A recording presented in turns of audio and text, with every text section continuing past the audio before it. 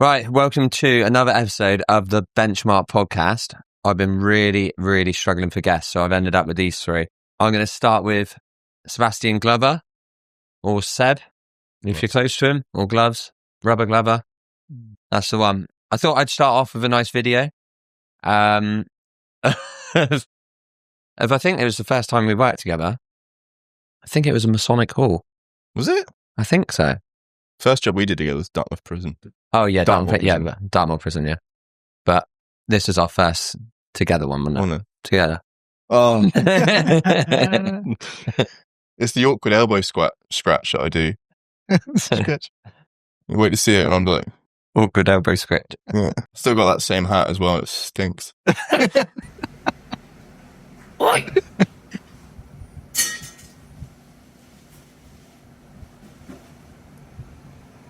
Oi!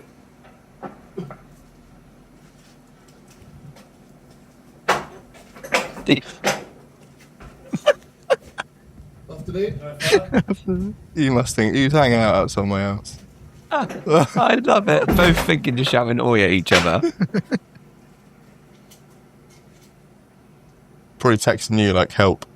Oi! Oi! Oi!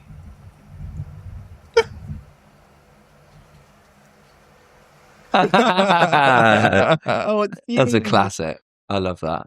That's my favourite one. I got so many scare cams and things like that of you, but you're normally falling asleep. Yeah, when I've scared you. So start off with you, Gloves. Where did it all start for yourself? And when you left school, what career did you actually want to go into? I think I knew I didn't want to be in an office all the time because I was just jumping around all over the place. And then lucky enough to have the opportunity to go to uni. So I started off doing surf science and technology at Plymouth, BSc. And then, funny enough, it's really hard to get a job or a career with that one. They don't even do it anymore. So I took a year out, and then a friend of mine told me about a master's he was going to go start called hydrography, which is seafloor mapping and subsea positioning. And it's one of those, at the time, people were getting, contracts before we'd even finished. So you'll get companies come in to present what their company's about, what they do, and then you'll just email them and see if they're interested in having you on. And I was lucky enough to start with a company called Royal Boskalis Westminster, a Dutch dredging company, and spent, I think it was like 3 or 4 years traveling quite a lot, working in some really weird places and some even weirder people, as in from Boskalis, not the people at the countries. And then moved to pure offshore for oil and gas because it was better rotation, better money. I did that for a couple of years, mainly North Sea, and then off Egypt. And then when my son was born, my wife was like, you need to call it quits now and come home. So I transitioned over to land surveying and worked for a small land survey company in Somerset. And then eventually I've ended up here somehow with you and you and you. Better off? Yeah. And, every now and then someone asks me, would you go back offshore again? Never. No. Never. Not now I've got the kids. Because usually my kid's up before I am in the morning. You'll come and chat to them, I'm having my coffee, and you can't get that when you're offshore. No. The internet's better out there now, apparently, with Starlink and stuff. It was awful when I was out there. So you couldn't FaceTime or anything like that. It was a good experience, especially with Boskalis doing land and nearshore hydrographic stuff. Because it was good kit. But if something broke, if you're off out in the boonies in Brazil, you couldn't just phone up the hire company to come drop something off. So you had to learn how to fix things pretty quickly. You usually have a really good survey engineer on the team, usually really old and miserable, but really intelligent guys and girls. So it was good. It was a really good way to learn stuff. And then learning about geodesy, map projections and grid transformations.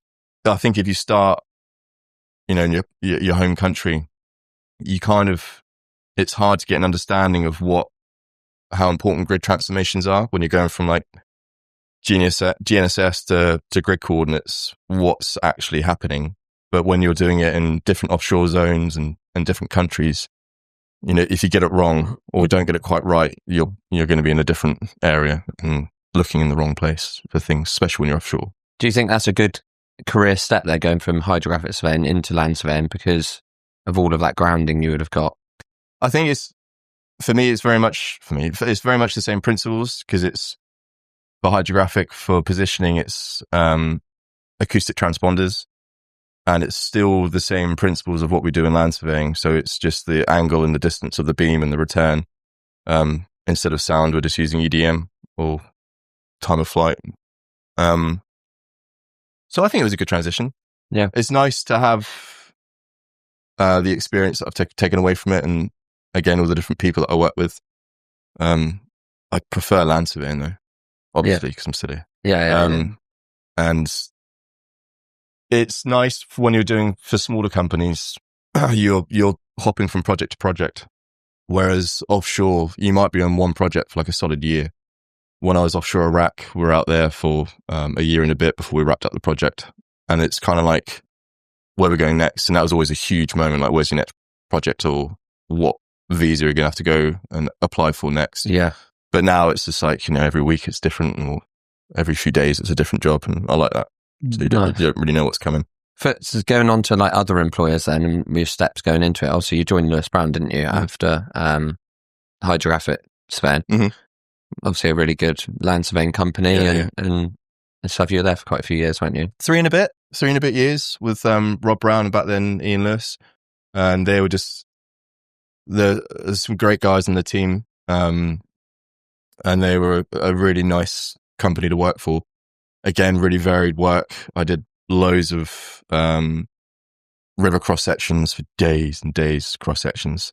A lot of EA survey spec stuff, which is really good basis to have when you're thinking about other jobs and applying what you've taken away from that. It was a good time. Worked a lot around Somerset, which is kind of strange because you'll see all these awesome places. Like Somerset Levels is like a whole different country. I love it out there. And we did a lot every year. We would go out for this.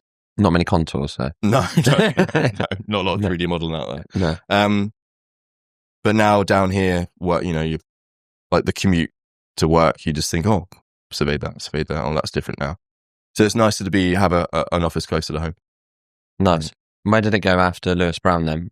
What were you? I stopped over at Corrick for a bit, and I was what was the name? Geospatial Technical Support, I think it was. Yeah. And that was just way more driving than I thought it was going to be. And it was kind of like, oh, I'm just staying away again. Yeah. And the kids were still very, very young. So it was really good because you learn Trimble Access inside out. And what was frustrating is I started seeing all these different workflows that you could use the kit for. And you're like, oh, that would have been great for these kind of jobs, or that kind of style of surveying. And it was almost like you're going out to teach the people how to use it, but then you're kind of like, oh, I want to go use that on a project. Yeah. So it kind of inadvertently drew me back to go into actual surveying rather than supporting sales and supporting hardware and software. Yeah. So that's when I went back into pure land surveying again. It's nice that you've had those roles, and do you think the roles you had up to then developed you to be a better surveyor in the fact that, you know the kit inside out then, and your understanding of when you're in hydrographic surveying almost gave you a really good grounding into land surveying, and then you got all of the land surveying kit and you were going around trying all the new stuff, and you knew it inside out really, didn't you? Well, there's still bits that I have to look up and think, oh, it's like when you're going through your station setup and you see a couple of other bits and you think, I've never used that. Yeah. What that's like. Wonder what that would be good for. So there's still lots to go through and explore and break and get wrong. Yeah. And then you came to us, I think. Yeah?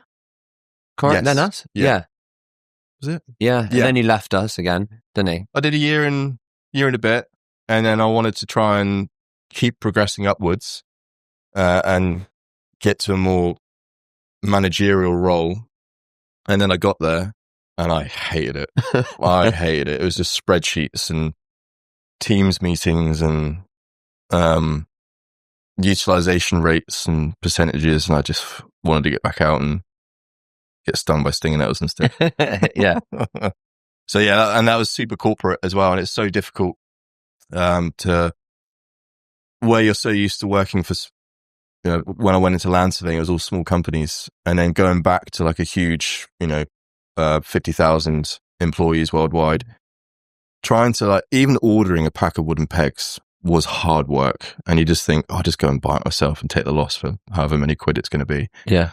Because it's just, there's so many roadblocks, and you think, oh wow, we've got, all these people and all these different departments, which is great to work between. You work with the cliff stabilization guys, you work with highway designers and hydraulic analysts and stuff like that. And it was good to see how your surveying could help them, or all the different kit, especially drones. I did a lot with drones at WSP, and working with Alison Moffat, the UAV survey manager. And we did some cool stuff and some cool jobs and some really high detailed photogrammetry models of bridges and asset management and stuff like that.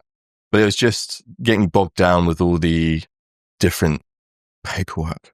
And it just, again, it took me away from being in the field. And I think after a couple of years, it was just like, I think I just need to go back to being in the field again, because it's just where and the most fun comes from it.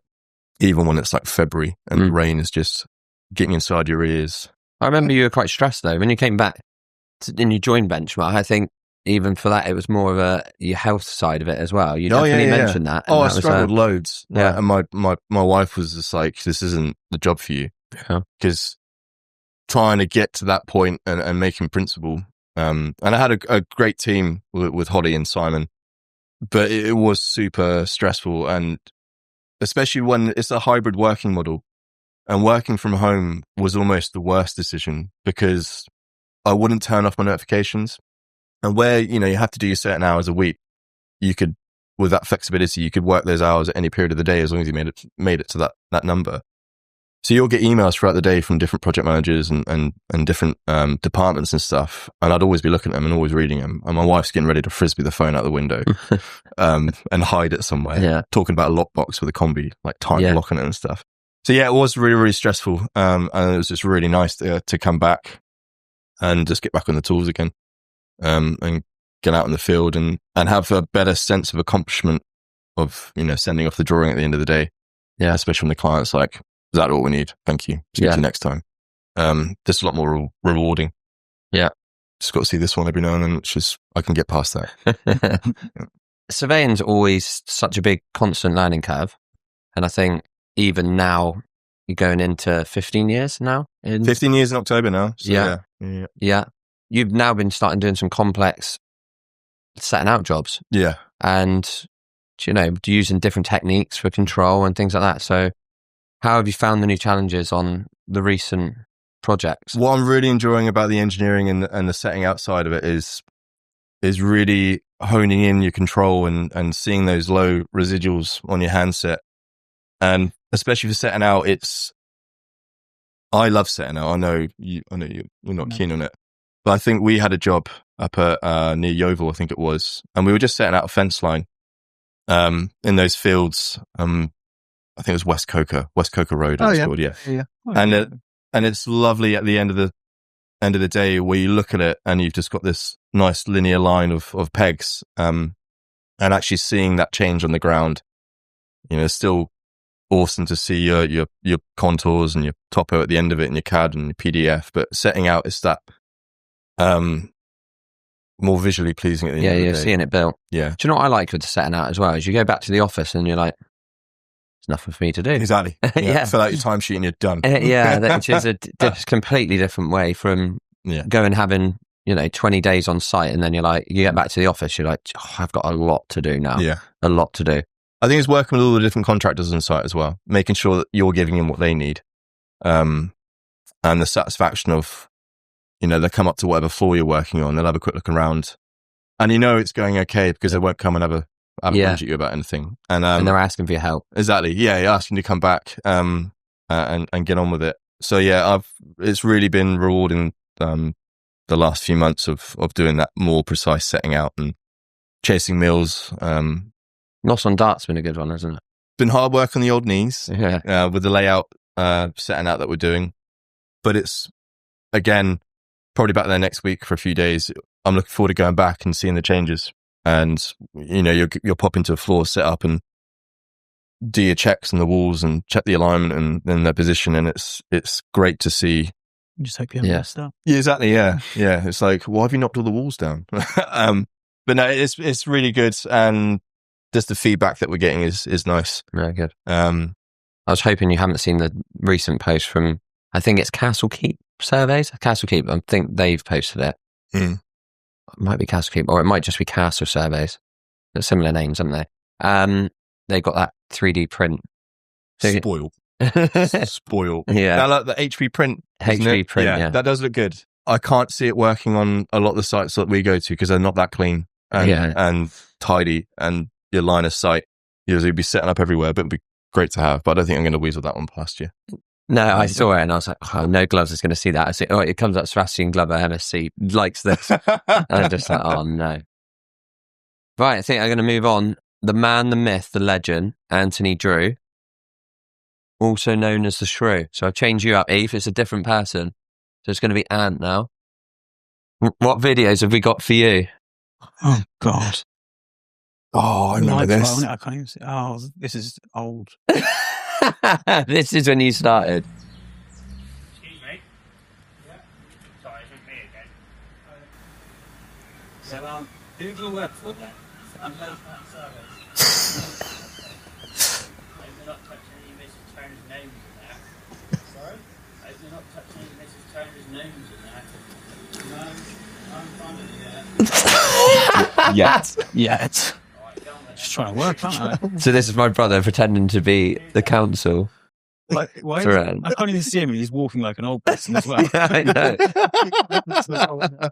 I think there's another video, and then I think there's another video of this. It's like, oh my goodness! I remember I cried. I couldn't believe this one. Oh, you were just getting more irate. I was getting annoyed now. What for? The council. I'm the council. Are you? Yeah, I don't know about any survey. Well, everyone should have phone calls and letters. Alright. Get on with it then. Get on with it then. And I remember you were fuming. There's actually one bit of the video, isn't it? And you turn back and you're like, did he just tell me to get on with it? I just wanted to get on with my work, didn't I? Oh, yeah. Oh, well, everyone should have had phone calls and letters. I love that. You handled it well, though. Well done. I think this was the aftermath, and Shouting something.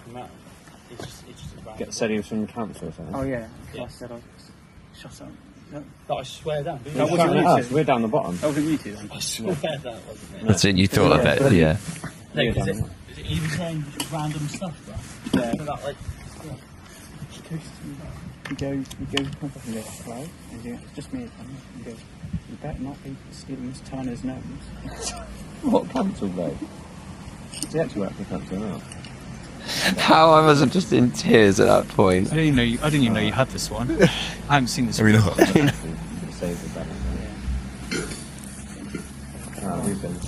not? We had someone. What was he shouting to us? Seb?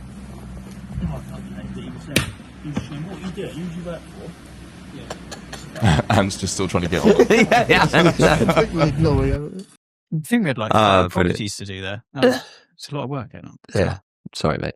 Get on with it. That was one of the first jobs for the R12, actually. How good was that? It was all bungalows, so it was, you fly around with it. Yeah, I got like 90% of it, I think, with the R12. Yeah. Lovely. So good. They are good, aren't they? So we go back to the start. Sorry about that video. I just really enjoyed watching now. Straight away.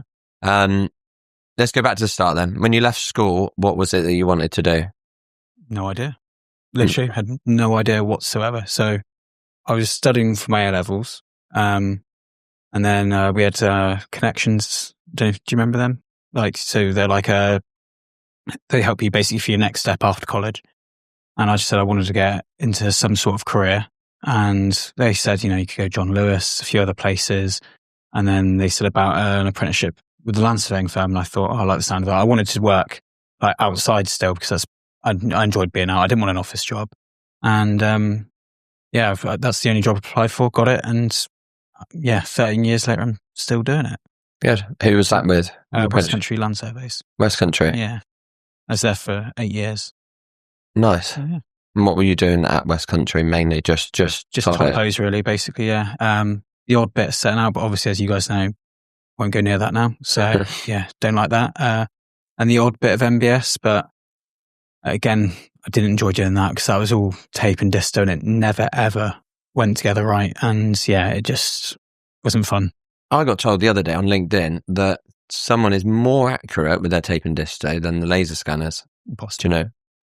He's now gone and bought a laser scanner and posts loads of photos and videos of him using laser scanner. But I think it should probably be just industry standard now that you have to use a laser scanner for measured surveys. I don't see how we can be going back to tape and disto with... No. Well, not one building is the same. And it's not, the walls are never parallel. They're not 90 degrees. So you have to do like a million checks with tape and disto. And even when I was doing that, you had your cross room shots and everything like that, your long shots through the building, it still would not add up at the end. No. It just never would. So yeah, it was just a mathematical calculation of how little error you could get really going around a structure. I remember doing it with Mum hundreds of times and stressful, yeah. And then you get to the one end of the room and it wouldn't meet, and you'd be like, right, I've now got to work my way backwards and try and reduce the error basically all the way around. Out in different places and hide it. Yeah, I remember coming to demo scanners for you guys when I was at Corrick. Yeah, but that's I think I'd seen a lot of your stuff online before I joined Benchmark, and I said to my boss, I think this is the way we need to go, and so he asked me to organise it, get you guys in, and gave him the price and never heard from you again. Yeah, that was that.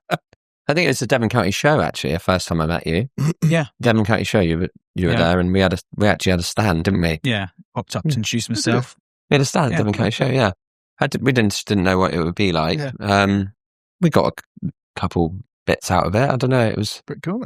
You got to be careful of the weather then, though, haven't you? It's not like one of these indoor ones. It can just chuck it down, and then you're all just stood there lonely. No one's there, apart from a load of farmers with their cattle walking around. Not that interested. Yeah, so you've been an amazing asset to Benchmark. Truthfully, you have been brilliant. What gives you the drive every single day? Because you are someone who comes in and gives... I can't probably count on one hand how many sick days you've had since you've started. I don't think I have had any sick days. Well, COVID, but that we weren't allowed to come in when we had COVID. So no. What gives you the drive then every day? Really, I just enjoy my job. I just enjoy what I do. So I think that's my drive basically. I enjoy the different challenges of the different measured builds we do, topos and everything like that. And never one site's never the same. So it's that's that basically. Yeah. Do you find it funny now that do you think it was all those times you used tape and disto, it's now given you, because you are now the lead MBS surveyor, so you do pretty much all measured, and if anyone is doing a measured, it's under you anyway. So do you think it's coming from using technology like that and seeing the development through to then now loving doing MBS all the time? I mean, scanning is really awesome. I think it's nice, especially when you're on site with obviously the X7s we use, you can see your project come together as you're actually doing the job. And, there shouldn't be any surprise when you get back to the office, but you don't have to wait till you're back to the office to build it. I think that was a big step in MBS when you could actually have the tablets on site. Yeah. Because back in like the P40 and the TX days, you just have that little screen and you just see that one small scan. You think, I hope we've got the overlap. Yeah. But now when you got it in like perspective, you can see everything you've got, basically. I like that. You can leave site knowing you've got everything that you needed. I do like the tablets that you can work on there. Do you still think a surveyor needs to be in control of that though? Because that slightly leans to, I think sometimes a tablet can make it a bit lazy at times 100%. For people to be like, oh yeah, it's gone together okay, but it could have gone together better if they thought about scanning a little bit more positional wise. Oh yeah, 100%. Because I mean, I've had it happen hundreds of times where on the tablet, you get the green tick, you think you're all good, you get back to the office, you're doing your refinements, and it will just continuously jump out of position because it just doesn't like it, because you could have done with that extra scan before it. So I've just learned from that, and it's always better to do the extra work, get the extra scans in so you don't have any problems going back. But yeah, I mean, with the TX6 when we used that, obviously, like you said, we're blind. So and your arms are weak by the end of the day. Yeah, 10 kilos is a lot to carry around constantly, especially when you're in like loft spaces and you're trying to not fall through the ceiling and carry the TX6 in your arms. That wasn't fun. Yeah. How have you found it to kind of, with the TX6, you had to level everything as well. So I remember doing Killerton Chapel. I think we posted loads of that on social media because it went so well together. But I had to do like the stairs, spires as they went up. And the overlap was like nothing, because obviously the walls were so tight, I could fit my shoulders at times like across. So you were like that. So you had to basically use the stairs above you to fix each scan. So I made notes of every scan as I was developing, going up. But every single one had to be, and leveled on site. You need it as level as possible, really. Yeah. I know you could turn off the compensator, I think, at some point, but I don't think that would help very much. So how have you found, having an IMU and things like that in the scanner now? I mean, it saves a lot of time because you just slap down wherever you want and just hit scan, don't you? Obviously, it can't be too on the piss, but I mean, the difference, so I think I used the TX6. How long did I use it for here? Maybe like 6-7 months before we got the X7 in. Yeah. And so going from that to just, not having to worry about leveling, especially, I think the main thing is when you're inside and the floors are uneven, or you're in awkward places where you just need to like rest the scanner in gently and hope it doesn't fall over, basically. Yeah. I think that's where it really comes into play, and it's just, better, a lot better. You've recently, actually, after 13 years, that's what I like about the industry, is that we just keep learning and developing, and we spoke just recently about gloves and going, into the set and outside. And then Revit has always been something that you've mentioned to me, and you've said, I wouldn't mind doing it at some point, progression from MBS. So you've just done a course, haven't you? Yeah. So just done a 2-day course. And it's eye-opening. It's a bit overwhelming. There's a lot to it, a lot more than I thought there was to it, to be honest. And I think it's something you just got to keep doing to basically get better at, basically, with anything really. But it's something I do hope that, we can start doing jobs on in the future. But I think I need to do a lot more training.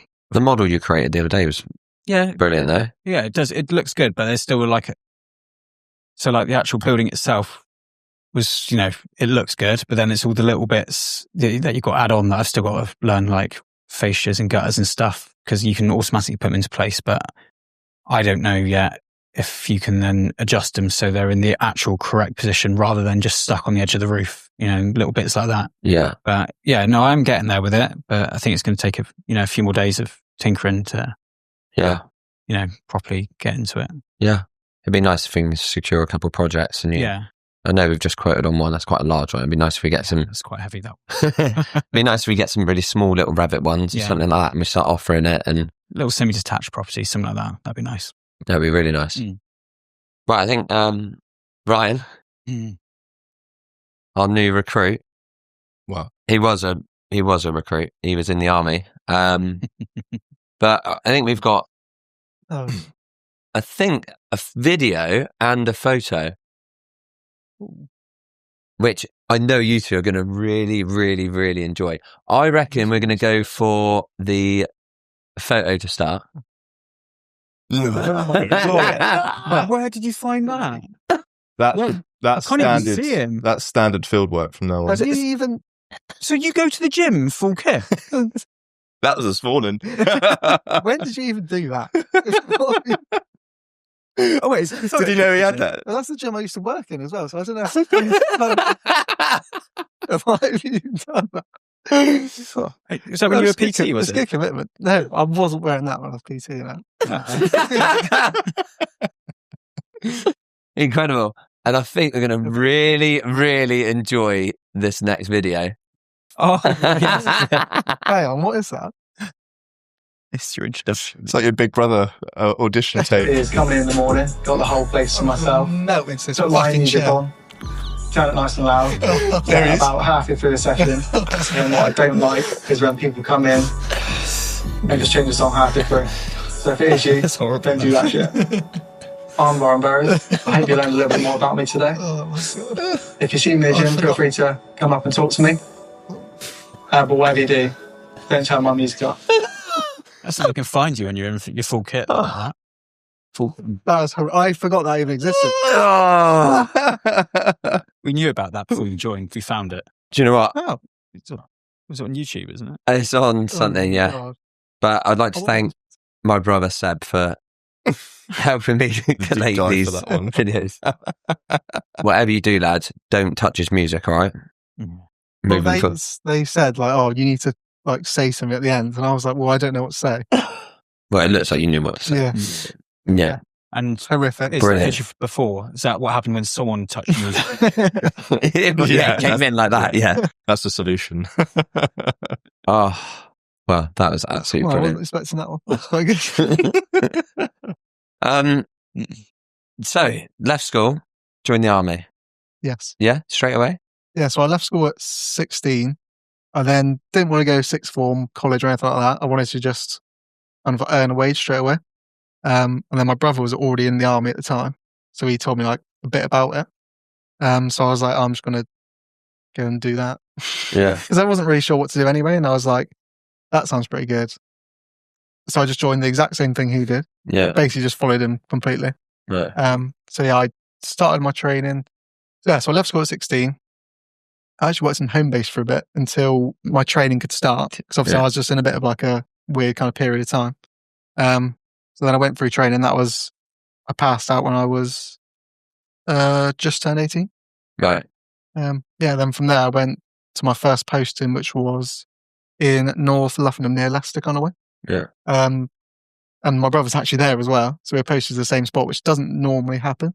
So when you first pass out, you get like a sheet and it'll say like, what's your 3 preferences of where you want to go? So just have your 1, 2 and 3.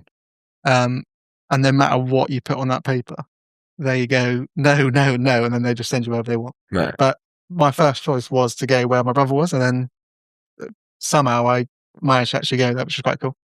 So yeah. Nice. So when you left, what career did you go into then in the army? I was in for about just under 5 years. And I was like, I want to be at home more because I wanted to buy a house because I had missed it at the time. And we were like, I wasn't sure what to do. And then one of my friends was a dry liner at the time. So he had his own company and he was like, why don't you just come in, work with us for a bit, see if you like it. And then just do it for as long as you want. And then if you find something else, then crack on. And then I thought, I'll do that for like maybe a year or so until I look around, see something I like. But then that kind of turned into like 5-6 years and it went really quickly and I had a really good time doing it. Right. It was just a good group of lads just doing, it was just good work really. The only thing was we were getting sent quite far away sometimes. There was never really any jobs in Exeter, which is weird. Because Right. all the quotes that would come through would be, they just go for the cheapest one. And it's always, if you're in Exeter, there'll be a group of lads from Plymouth doing it. And then the job in Plymouth, there'll be a group of lads from Exeter doing it. And it just Yeah. seemed a bit backwards. Yeah. That always used to annoy me a little bit. But That's quite common for us Yeah. in surveying, really. Yeah, yeah. Driving it's past just- each other it's all the just like- time. It just makes no sense because obviously you got fuel and everything. It's just like, surely you just look at Exeter first. Yeah. If you can't find anyone, then fair enough, go somewhere else. Yeah. So what made you come into sort of surveying and how did you know about it? I knew absolutely nothing. I literally like nothing. I didn't know what he did, what it was really. Because like even at school, like, you don't get told what it is. Like there's no. Like, if I got told about it at school, I think I would have been interested earlier. Yeah. But it's not really like. Even now, I say to people, I'm a surveyor. They don't have a clue what it is either. broad, Really, isn't it? it's a bit of a weird trying to explain because you say things to them, but then they don't really have an understanding of No. what you're trying to say anyway. So it's quite hard to I think the industry's trying to change a little bit on that front in that we understand that there isn't really a generation coming in. You know, we've got a generation going out at the top now and it isn't being replaced from the bottom. And that's probably on the same of what you've just said there is that you're at school, you actually never... Well, my mates only know I do land surveying, so they only knew from me, basically. But I don't think anyone would know what that Yeah. is. if you went in and like showed them, it's like it's actually really cool. and it's actually a really good job. But it's a shame that you don't get told about that. There's not much of exposure of it. No, at all. not really at all. And I think, Which like is you a said, shame. we've lost a lot of courses, uni courses that were doing it that were a more direct route into surveying. But I think like what we had last year with it's important getting the apprenticeships going and getting them in, and from the college age or the T levels or whatever they are now, that's a good way for the industry to move to get younger people in, because it doesn't seem like there's much coming from education into land surveying. No.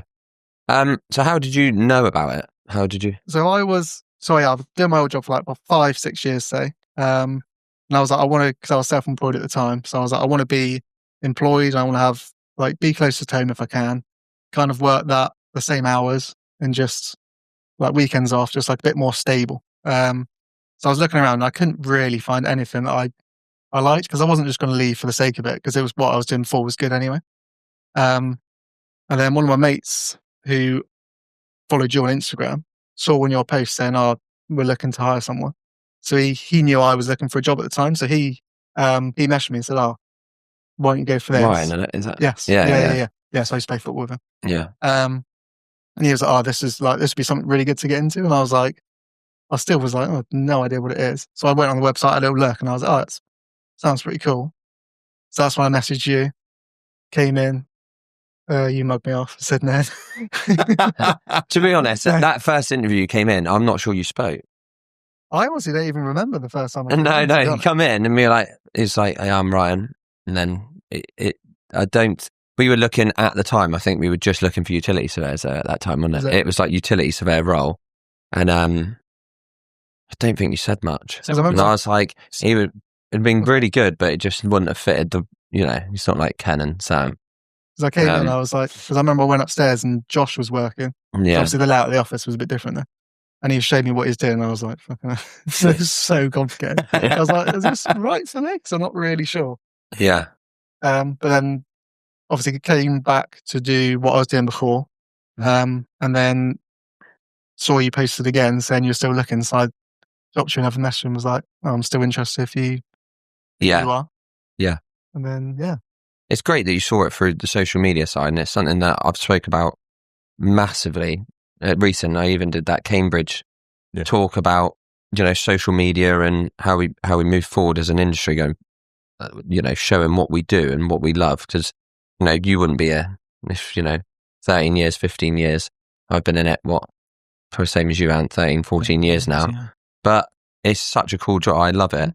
But I think we could, as an industry, could just show it off a little bit better. And I think coming from your background, I know there's one advert that always sticks to it, and it is the military adverts. And there's always an advert on the TV and always on the radio. It's like, how cool it would be going into the Marines or Army and stuff like that. But we could make our job look so much better for people coming into the industry.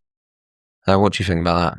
Yeah, I think companies around us are getting better. Yeah. I think there's more, with Instagram and TikTok and the ease of getting videos out there now to a wider audience. I think, and like you said with land surveying, we go to some cool sites at all the different companies. We go to cool sites, and the data sets that we're working afterwards look fantastic. Whether it's a laser scan or if it's just 3D contours and the photogrammetry models from aerial photography, it definitely lends itself to be visually pleasing. Yeah. And I think that if that keeps up, it will really help show younger people, it's not just an office job working through formulas and equations. It's actually getting out there, using the equipment and giving that deliverable that is going to be useful for a long time. I think the job role has shifted as well over the years. So I think there's little roles for each individual people. And I think Josh being a prime example of that for us is that studied 3D gaming art, did utilities for a couple of years. Then we got into laser scanning heavily. And he was like, "Oh, this is what I studied at uni." Yeah. I tried to get a job in gaming art and gaming around London and things like that, but so limited those roles. And now basically just does 3D modeling, like exactly what he trained to do. Yeah.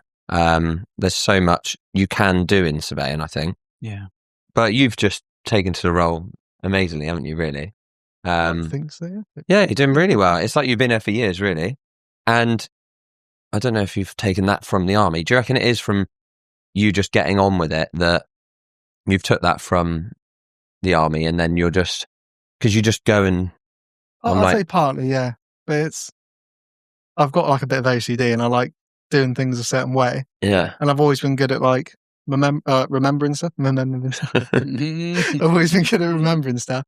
Then when I first started, obviously you sent me on jobs with Ant and Gloves, and I kind of just watched them, and they'd always do it in like an order. Yeah. So I'd always be like, well, I'm just going to do it in that order. And I always used to remember that quite quick. So then I could just go back to that if I ever struggled. Yeah. Which was quite good. Obviously, in my last job as well, it was like, if you're building something, you've got to do things in a certain way, in a certain time, certain order. And it's really the same as this. Yeah. You just got to make sure you get the steps right at the start. Yeah. And then you can't really go too far wrong, actually. Normally we have it, people start and then you have kind of like 6 months, we say, before going to a course, and they got to really get up to speed. I think you would be the opposite of that, is where you came in actually and you were probably up to speed so quickly. Do you then think like the course you went on and stuff like that gave you a little bit more of like a grounding in what you were doing day to day? Yeah, for sure. Because when I was doing it, obviously I could do it pretty well at the time, but I wasn't really understanding what it was doing and why it was doing and certain things.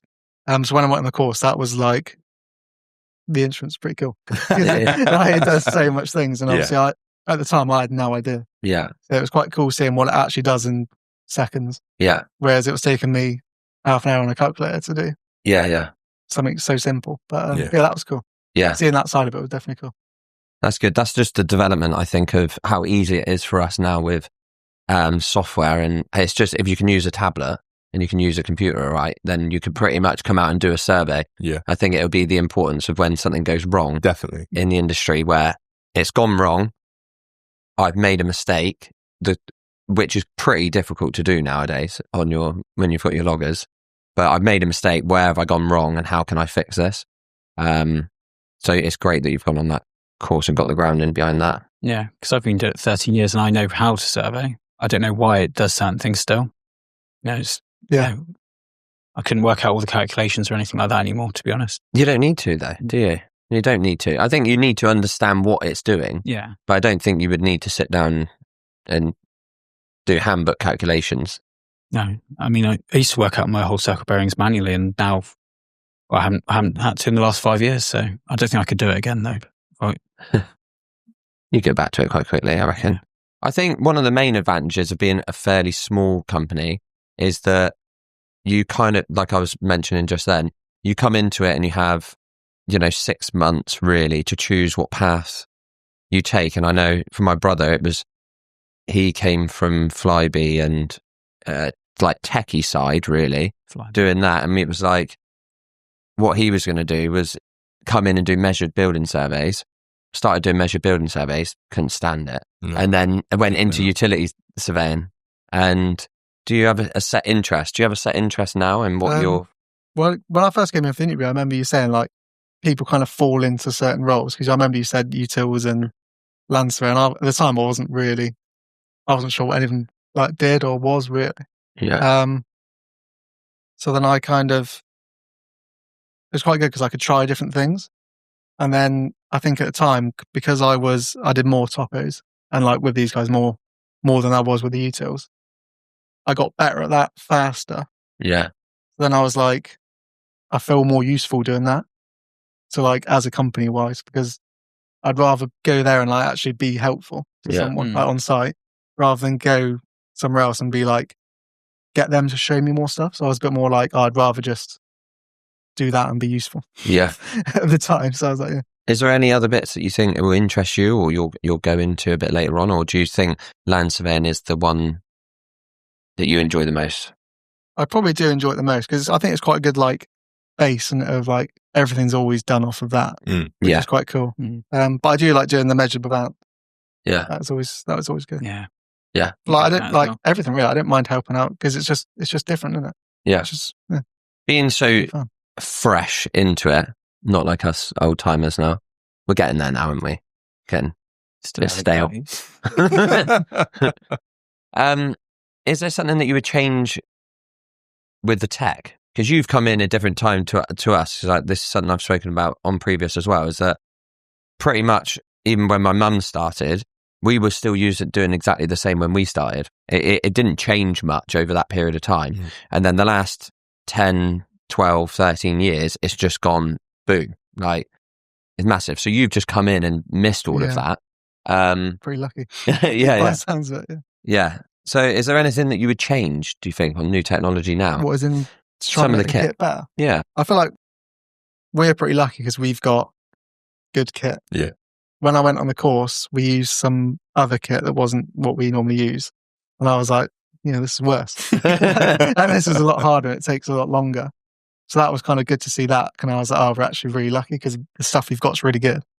But regards to making it better, I was thinking maybe if you had, obviously the R12 was like really cool. That's probably one of my favorite bits of kit. But if they could, so say if you're in the middle of a field and you're spotting it or whatever, and your battery's about to die, it'd be quite cool if you could, this might sound stupid, and it probably will. If you could charge it either solar or kinetically, maybe, I don't know, because obviously you're moving all the time with the R12 pole, and you're out in the sun all the time. It'd be quite cool if it just charge it, like our Garmin watches. Yeah. Like, charge a little bit. Because it's like, it's pretty good anyway, to be honest. Yeah. I'm being very nitpicky here. No, I quite like that. That's not something I've thought of before. Like, if you're you're doing so many steps, so you're walking all the time, you're out in the sun. Yeah. Well, this time of year you are. Yeah. You're quite good if it just... You've just made someone really rich. You should have kept that to yourself. And, I thought it'd be quite cool. You'd have been a millionaire. Or even with your, you said with the old scanners, that you don't have to do it now on the X7. Could that work for the instrument with like a tripod?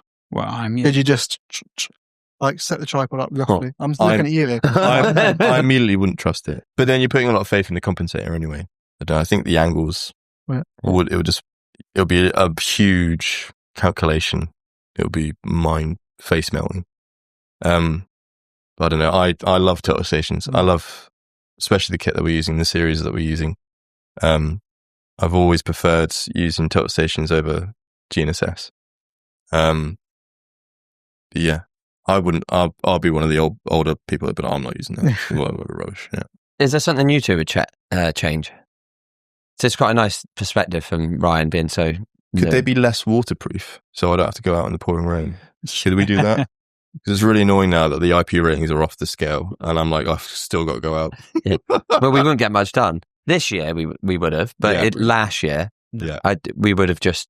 I think we would have been bored of seeing each other. Yeah. It rained a lot. Wet. Yeah. With MBS, it seems like a lot of the companies, like with the Faro Orbis, is aiming scanning at people that don't have a geomatics background. Which, fine, depending on what you're going to use that end product for. I don't know, in terms of scanning. I know what scanner you want next. Yeah, but I'm not allowed it. No. It's so expensive. It's so expensive. It's an investment. It is an investment. But so would the other three we bought you. Yeah, true. It'll be cool to have.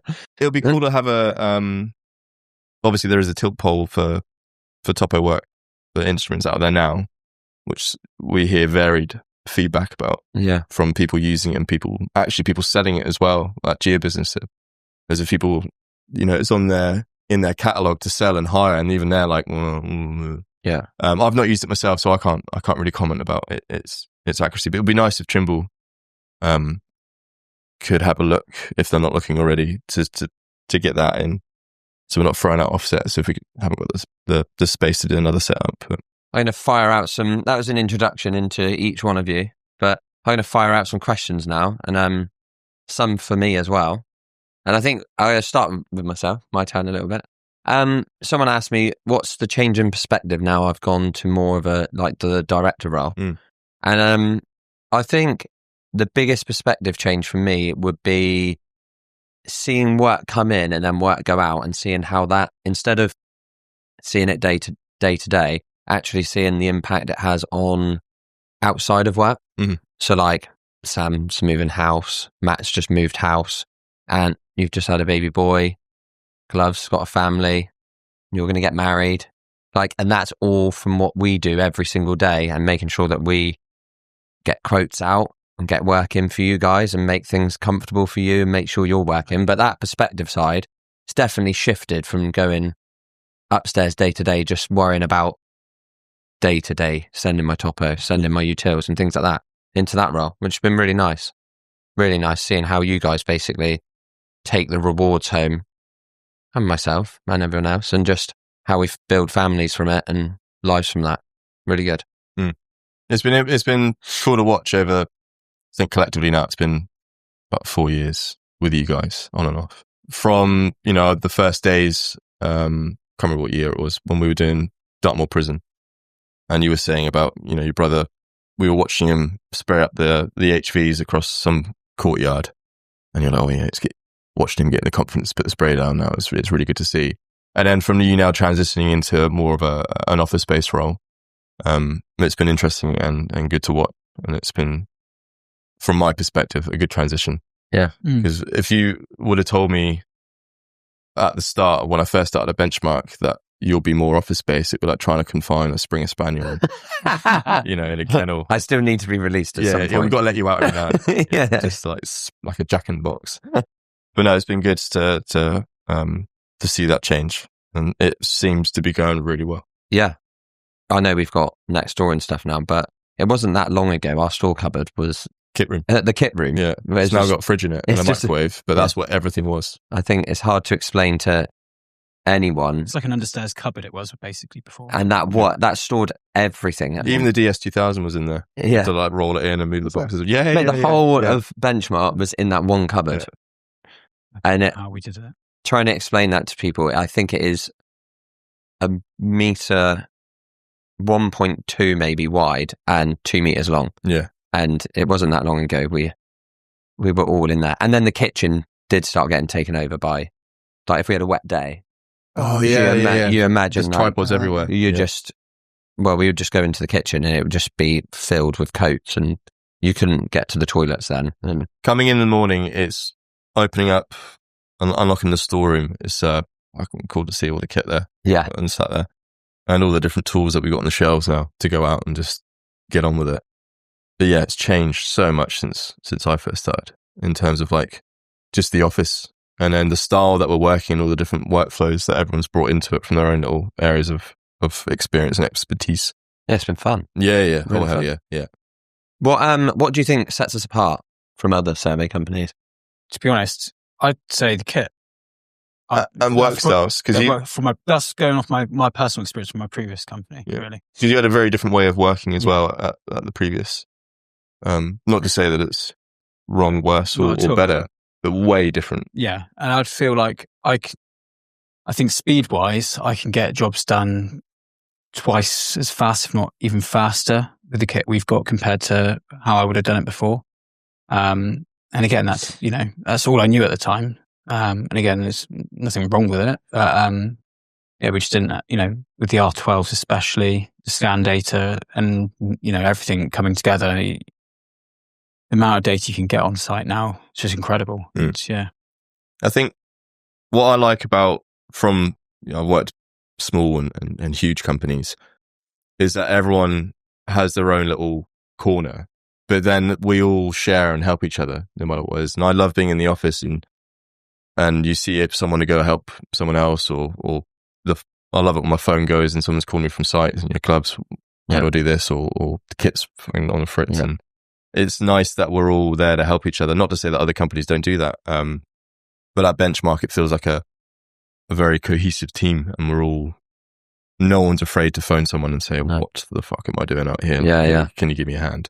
I think it's great when no one's scared to ask what they might think is a stupid question. Yeah. When we've got the guys who have started recently, like Joe and Mace, I would never want them to think that they can't make a phone call. Mm-hmm. And I'd always want them to ask and guess because if you end up going back to site, don't you? Exactly. Yeah. And you want to make sure if there are any issues, it's always caught in the processing stage or before anything goes out. But it's nice that everyone has the confidence to ask those stupid questions if they're there. Yeah. And I think that's only going to make us sort of progress better as a team and anyone else who comes on board afterwards.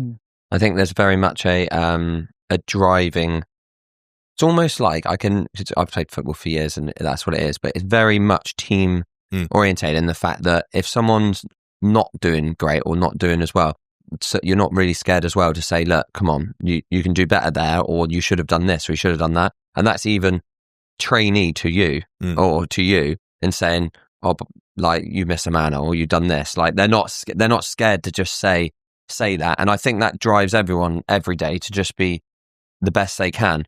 And that's not, I wouldn't slag off other companies and people like that at all, but there's some experiences not that long ago that we've been working with and people like that, and their attitudes are just completely different. And that's not what we've built Benchmark on, really. I was thinking, because obviously I've only been here, and then I see the work that we produce with like Topos or whatever it might be. And then when we get a client like provide us with an old Topo or whatever, and it's quite interesting seeing, obviously I'm a bit biased, but it's quite interesting seeing the difference. Yeah. Like just the amount of detail that we might get compared to someone else. Yeah. Or like just visually. Yeah. It's just more pleasing to look at. Yeah. Which I think it's good that everyone in the office wants to be doing what they do. Yeah. Everyone enjoys their role. There's no one that's sort of sat there thinking, oh, God, I've got to go out and do that same stuff again. Everyone wants to go and get stuck in. Definitely. And everyone, I think, whenever you hear the bell ring when a job's going out in the office and getting it washed off the board and everyone's giving a clap and a cheer and get on. Yeah, I think everyone everyone wants to get a good product out, a good deliverable out, and be proud of it. And no one's just like, oh, just get rid of it. Like, I'm sick of looking at it. Well, they wouldn't be here, would they? No, exactly. No. I think one of those main deliverables we've given recently is the EXA underground passages. And I know we got it. That is one thing we've been speaking about in the office for years about doing. Years. And I wasn't going to let anyone else do it, I don't think. So, well, I wouldn't know about it, would I? Because I wasn't there. You're back with it would have crumbled under. I can't remember where it was. You wouldn't have wanted to work there, Gloves. No. It's too dark and dingy and horrible. Yeah, you'd hate it. It wasn't interesting at all. It looked cool though. Cool. Really cool too. I was jealous of it. It looked really, really good. And then the output as well. And hearing from different avenues from not just the end client, but all the other people that could make use of it, how positive the reception's been of getting that data set. It looks really cool. I think as well, we are moving to the deliverable stage of being visually pleasing as well. So a lot of your 3D laser scanning stuff and that side of it is people do want visuals. And I think there was a step in there of Matterport came into the survey world a while back and people were thinking it was the next best thing for tours and visually and things like that. But we'll get there soon where a point cloud will be so visually pleasing, we'll be giving it as a deliverable as well. And I think some of the main deliverables for that underground passages wasn't just the 2D floor plan, the sections, the boring side of it, but the things we needed to give the client. They then had all these videos and things afterwards, and they were like, right, that's going in the tour centre, that's going out, that's going to promote people coming to Exeter, that's going to show, because what we do is good. It's been interesting seeing how the client side has shifted about what they're asking for as well. Because it doesn't feel like that long ago, everyone just wanted a 2D PDF, and that was that was the set goal piece that they wanted. But now you'll get inquiries coming in and they want, I just want an E57 of a coordinated point cloud of whatever, or I would like a photogrammetric model of this. And I think that's really cool now. I remember when first getting into drones at Lewis Brown, and you're trying to do the whole education to the client about what these tools and workflows can give you as an end result, and you're trying to it's almost like trying to leaflet, companies and show them. And now they're coming to survey companies saying, actually, we want this now. And that's been a cool shift to see. It's not like, it doesn't feel like we've, as an industry, surveying companies have been trying to catch up with what the clients want. It kind of, it's like been the other way around. It's like we're chomping at the bit to say, we can give you all of this information in 3D and metadata. And it feels like that's now catching up down here in the Southwest as well. It feels like it's catching up a bit more, and clients are like, we know about these and how it's going to help our project, and specifically asking for it rather than us saying, we do this. Yeah. What do you think the most underrated survey piece of equipment is, or software? I've got one here, right? Go on. Total Station. Total Station is so underrated through the industry. So versatile. It's, you see all these videos of people running around with the SLAM based and all the laser scanning, all the photogrammetry, everything. And I tell you what, it's all controlled from a Total Station. Yeah. Nothing. It's true. Or it should Nothing. be, anyway. Yeah. Well, it should be, yeah. But nothing is beating a Total Station for accuracy and speed, precision. People going on about all this, they have it on the car and things, and it's got this purpose, absolutely fine. But it's rare that you would beat someone on the ground sometimes on a detailed topper. If you want it done properly, or you want a point cloud, or you want SLAM or anything fixed properly, it's all coming from a Total Station. Yeah. And but I like that. Shouldn't be overlooked. That difference between direct and indirect surveying, where Total Station, 80% of the time you're visiting that point, and when the lads are picking up experience, especially the util guys, and you'll see things on site that might not have been seen from the air or a SLAM scanner. You might not be able to see it very clear in the point cloud. I feel like when you're actually visiting those points, it's time consuming on site. You're able to pick more up from the site that might be valuable to the client, as opposed to just running around with these handheld scanners that we're seeing more of now. Because I've spent a lot of time extracting topo data from point clouds that have come from photogrammetry models and drone outputs. And I think it's almost like you're losing sense of what's on site almost. Yes, we get an awful lot of detail, and it's done quick on site time. And I'm sure things will get better when machine learning and point cloud filtering, we're already seeing that jump in how good they're becoming, even though they're extortionate, the cost that is. Scares me the bits that you don't see there. Exactly. Yeah. And I think when we first got involved, when I was at Lewis Brown, we did a long road survey. We had one of the larger companies come in and do mobile laser scanning. I think it was a Pegasus system or it wasn't Trimble. And I remember we were looking at the verges, and obviously all the road was done crisp and road markings, gullies and curbs. But where we had set up control to install for the road scanning, we were like, "You've not seen these covers?" And they're like, "Well, no, it's tucked in behind the grass." I'm like, "The grass is only 4 centimeters long. What do you mean?" And it was that realization that you're still going to have some connection with that site, as opposed to just relying on indirect surveying all the time. And who knows what's going to get better over the years in terms of aerial LiDAR, because you've got things like the L2 and the newer yellow scanners, I can't remember what they're called. But I still enjoy going to site, and that one photograph you might take on your phone to help you remember whatever offset or something that you might forget in the office to link with your Total Station data. That one photo could be really, really handy for clients, especially when you've got clients that haven't even been to your site.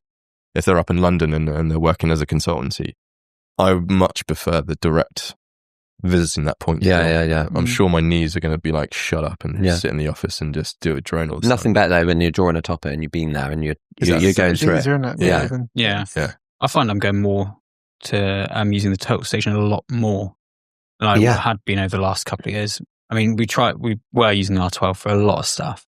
But I'm enjoying Total Station. I love Total Station. So once you've got it set up, it's rapid as well. Yeah. It's good. Like you can, And you've got that point. Well, you're getting that point and you've got so much confidence in it. So when you're drawing it in the office, you're not sort of like panning around the point cloud and thinking, "Oh, is that it? Is that going to work? Is that the right density?" And whereas you've taken it, your control's good, you're on the bubble.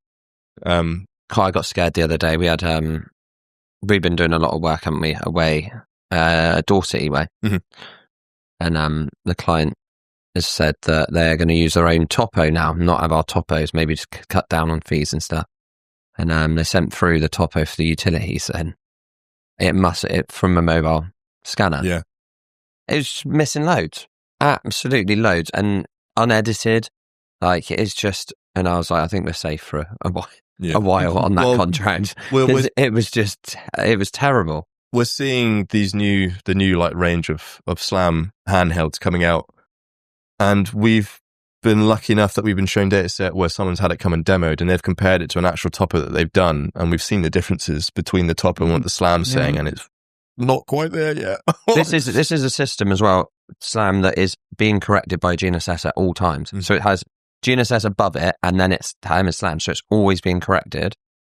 And the video I saw a couple of weeks ago, she like 150 mil, 160 mil out on buildings. Like it's not. We're going back now. I'm sure it has its place. I'm sure companies have found their workflows and getting something useful for the client. But from our, I don't know. I think we're all pretty shared in our perspective with old badgers that say, no, not yet. His new mind is like, please give me one. I want to run around with it. Well, when I've used it and brought it in and then tried to merge it with our X7 data or anything like that, the errors are massive and it just doesn't fit into the buildings that I've tested it on. So they've obviously progressed in a big way. Yeah. And I think if anyone's got the time, I don't know if the Zeb Horizon, that company, I don't know if they're still active in the UK, but if you look up I think it's called the Zebedee 1, their first ever iteration. Is that the Ghostbuster one? The one that's on the wall. If you've got time, look it up because it is hysterical and it's obviously come a long way. I think Martin Reed from Correct mentioned that. Actually, I don't know if he brought it in from when we had the podcast. He said there was so many nicknames. Yeah, that looks incredible. You'll get some weird looks on that site. It's not that we don't get weird looks now with some of the kit that we're using, but that one, people would run away, I reckon. Yeah.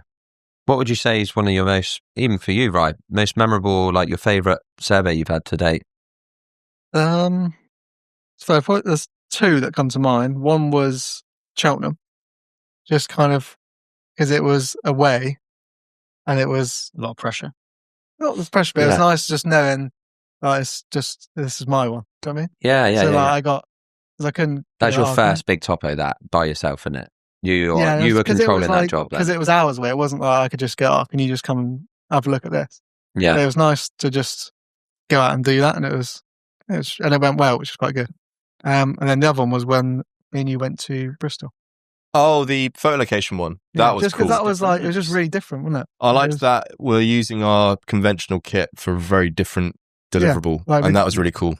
We might not do that again, but it was quite cool to actually. Yeah. I really enjoyed that one. Yeah. Well, that was a lot of logistics. Hopefully we do that again. Well, the client was really happy. We got some great feedback from them. Yeah. We produced. Cool. Just traveling around the city or whatever. Yeah. Just a little the topo trolley. Treasure hunt, wasn't Yeah.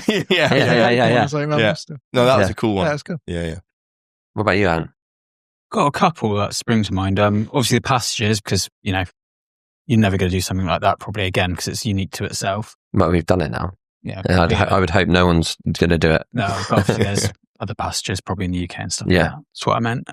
I was saying to Ryan earlier, like there's no like one building or one project that I'd like to do. It's any like probably like more the Victorian era kind of buildings like that. I've really enjoyed doing. I've done a few of them. And then maybe topo wise, I nearly said pie-worthy then, but no, that wasn't. It was all right, pie-worthy, but. I like really clean topos, I think. When you've got like a massive building, big car park, everything's nice and tidy. I really enjoy ones like that. But yeah, I can't think of the actual specific one. I've done too many. Yeah, thousands. How many have you done? What about you?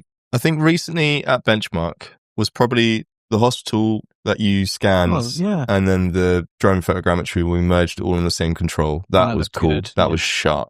Really good. Mihar Solar Farm. Me and Ken. Yeah. I think just the contours in that one because there was some big relief changes in that. Big area. Bobby Sands Fort, where we scanned and did the drone photogrammetry. Oh, that was a nice one. And then you went back to do the setting out for the new apartments that they're building out. In the sea. In the sea, yeah. And they're trying to get a nail and rocks.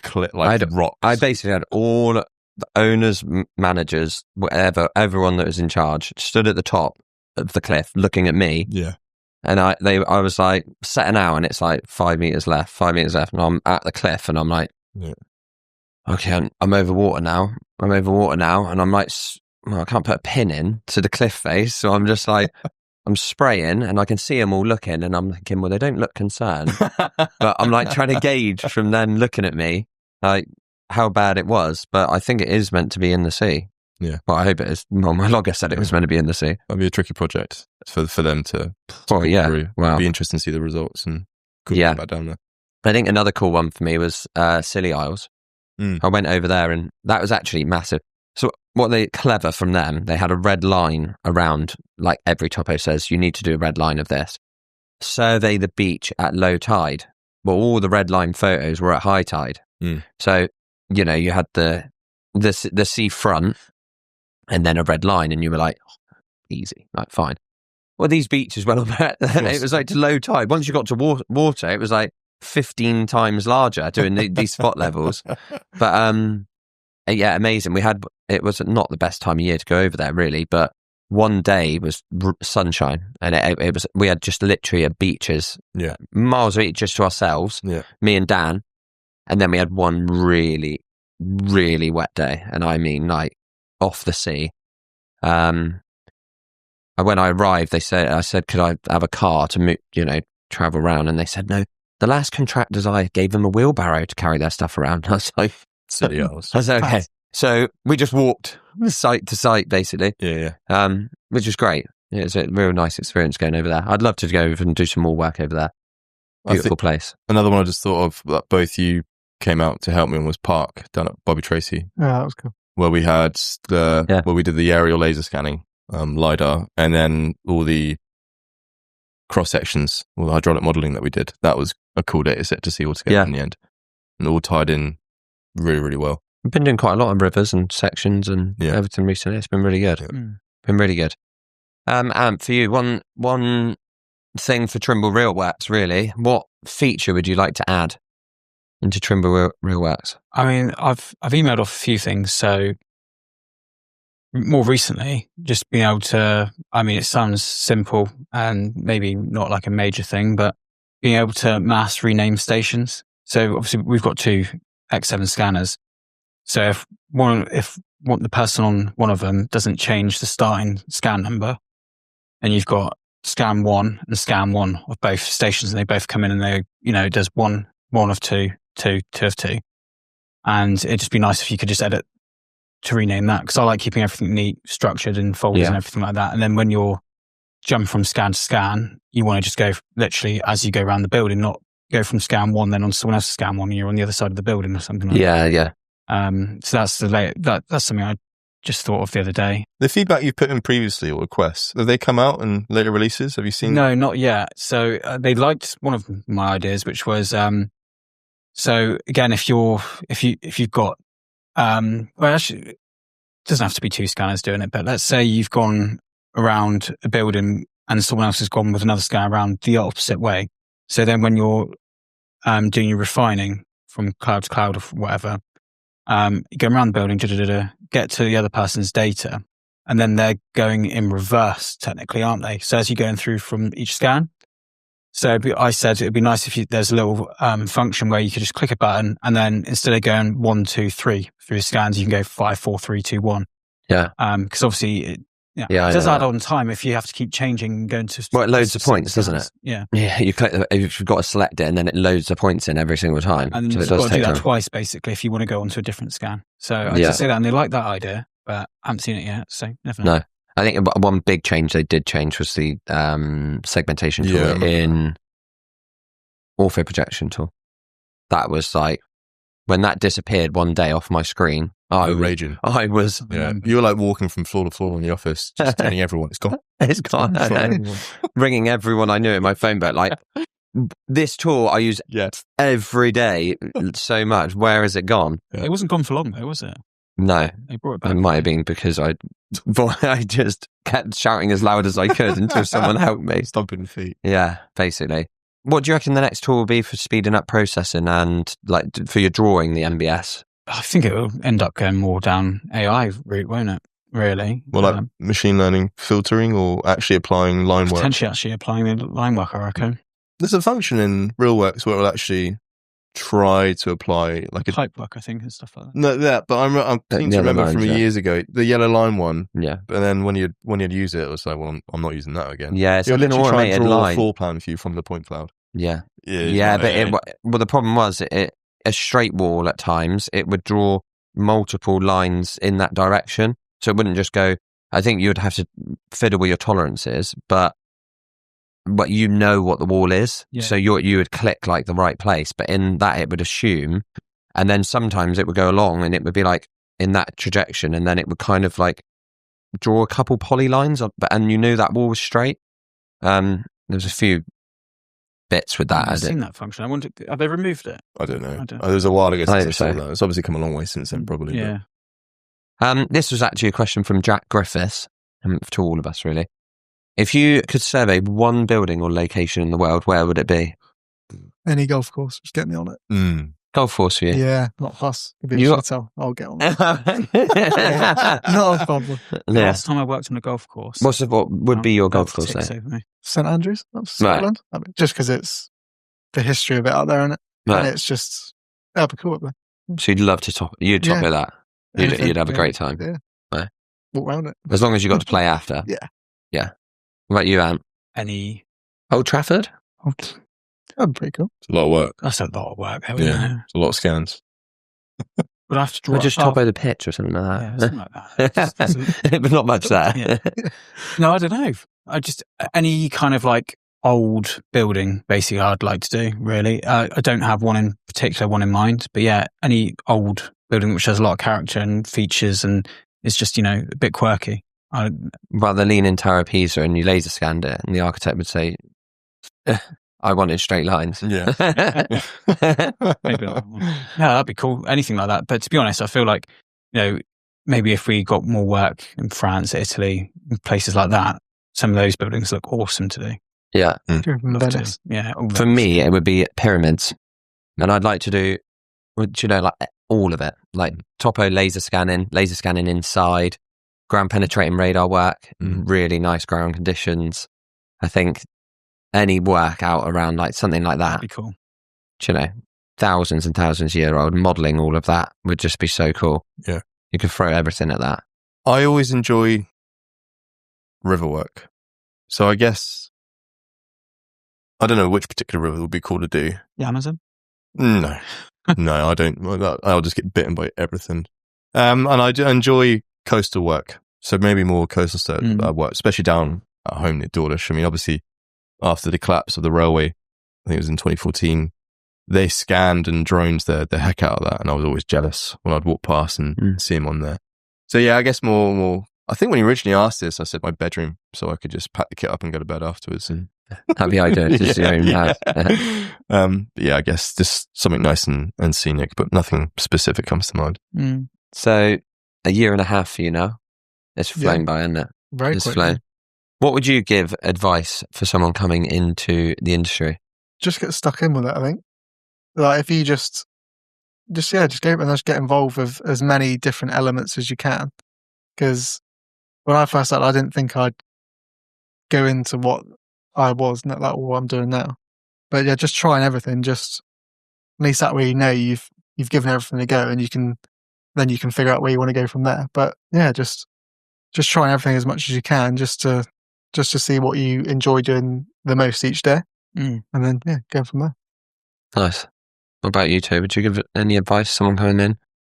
As long as you're hardworking, fully commit to it, and do what you can. I think check. Just have checks. I was speaking to Mason and Joe, going through setting up the base for some GNSS work. And just it's the old school checks where you've just got that redundancy. So, when you've gone back to the office, if there's any queries, you've just got those simple little checks that you've done on site. Just have that built into your workflow. I think that's a really good point in the fact of going into set and out role. What we've done is, I think that's the land surveying side maybe that we check constantly, and we're checking that. And I know a job a while back or even the job I did the other day, I'll make sure I GPS the point. I don't just assume someone else's survey control is right every single time. And I know a lot of engineers will fall at that stage as they don't check that it's correct, or they'll just assume that the topo's been done right and the control is done well. Yeah. Like it falls on your head whether it's going in right. So check. And I know a while back we had that 500 mil shift on a job a while back, and I did a photogrammetry job I know out this there, one, yeah. and basically to check land registry titles and things like that. And I said, your land registries don't match what you built. And so I checked the positions, and 500 mil error, and it was 2 surveys they'd merged together, and one was scale factor 1 from very, very far away, and they were at the limit, so all the road was right on the end limit of that scale factor 1 topo. Then someone had come in, GPS the field, different scale factors, different positioning, engineer didn't check, came off of control, came into the field, and just projected error basically all over the site. And until I did that, I don't think it went down that well. I imagine my drone survey when they received it, and I basically compared the two. Is that one? Yeah, and I know that was a big headache for them, but we figured it out, and I think it was a lesson to us. Mm-hmm. Check your work. Still a big thing. I think it always will be that grid versus ground, scale factor 1 to grid scale. It took me a long time to wrap my head around that one when I first started. Like, what do you mean flat surface, scale factor 1? But yeah, and usually when we see errors between different surveys, whether it's ours from different projects that are joining up or from different companies, you're always just looking for that east to west scale error. And then just the ease of softwares now of where, especially GNSS, and I think now even point clouds, where it asks that scale origin and that pseudo OS grid. You know, I think some topos you'll see it's not clearly defined on the title block. What, you know, you have your control stations listed, and many companies do list it very well and describe it very well for people that aren't sort of from a geomatics or an engineering background. What the survey is based on, is it grid scale or is it an OS pseudo grid, and where does that origin come from? And I think it's still it can be a big slip up for some projects, that grid versus ground, and if it's not been understood properly from the start of the project as well, and the designers. But yeah, it took me a long time to wrap my head around that one. It's amazing how much it affects it as well, even in like it's. And I know in my head, I thought it was over a bigger distance, you know, scale factor 1. But we've recently had that job where the lads went out and just GPSed all the utilities in, overlaid on the topo, and it's only 500 meters away, but it's still, I think it's about 150 mil shift over about 500-600 meter position, which 150 mil when you're picking up utilities and it's missing the cabinet, is a lot, and you're thinking that's not right. So it's definitely something and it wasn't clear because they only give us the topo drawings through, and it doesn't say what scale factor it's at or what position it's in, where it's come from. But then later on we sorted it, and it's all been fine. But definitely something that throws some difficulty at times. We had like a 10-kilometer survey, and I think it was the same one I mentioned. No, it was at Lewis Brown, and we got the point clouds data converted to 3D CAD. And if you were to go without that local site correction file in your GNSS logger, and you were just set to VRS on OS, if you're trying to like measure on the outskirts of the end of the road survey, you'd be meters out. And it's just like, oh, hang on, this is important. I think it was back then realizing the importance of scale factor, especially for long linear surveys that aren't using something like Snake Grid to try and account for that. Terrifying at first when you think, oh shit, better look at this a little bit more closely. I think, Gloves, this was a question you had for Ant. You'd asked me to bring it up. No, it wasn't. It was just, what was your opinion on survey equipment being directed at people with no geomatics background at all? Is this referring to like a lot of the scanning stuff? Or Oh yeah, I imagine all of it. Yeah, I think everyone needs to really come through a route. Whereas if it's an apprenticeship or Ryan came on and did his training and everything like that, I don't think you can just really be given the kit and go out and do the work, because you need to have the knowledge of what to pick up, why to pick up, and why you have to get certain things, rather than just being like, go out and do surveys. Because anything could go wrong, basically. Yeah. Do you prefer clean measured building surveys or challenging, say, wonky properties, say a Devon cob cottage. I did one of those a few weeks ago. That was, those walls were thick, weren't they? They were very thick and not straight. I love a nice straight, everything goes in lovely kind of building. But then, it's nice that I like doing the cob ones as well because they're more challenging. They're different, no one wall's the same. It's not parallel. The floors slope massively. Cross sections are all over the place. Yeah, I think they look awesome. Yeah. But, it depends on my mood and, how challenging it is really. Like, I like a variety. Yeah. Question for me, this one actually was, you've done this one for me. But it was what I hope comes into the industry now for hardware or software. I think you touched on it slightly earlier, and it'd be like assisting the measured building side and stuff like that. A little bit of automation in that side. But I hope it's not all automated. I think we're still very much in control of that. I hope we go back to the roots a little bit on the fact of building upon things like the total station and those products and things that we know are right, rather than just trying to invent the wheel again. And saying, there's some big comments that come out into the industry, and you don't know. I recently got told that this one product was more accurate than the total station. Yeah. And I went back to him on LinkedIn. I said, "You've lost me now." I said, "I completely disagree with what you're saying." Politely just said, "You're talking a load of bollocks," to be quite honest. And it was. Yeah. And what he's trying to sell me is something that's not true, and it's not.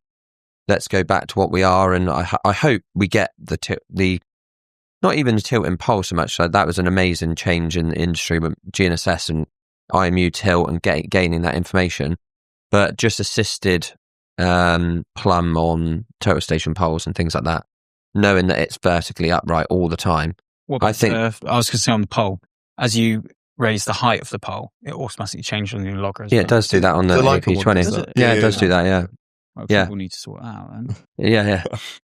Yeah, I think it's good points, but sometimes now with the R12, you pick up a manhole cover and you pick up curb and channel, it's really, really clean and it looks right all the time.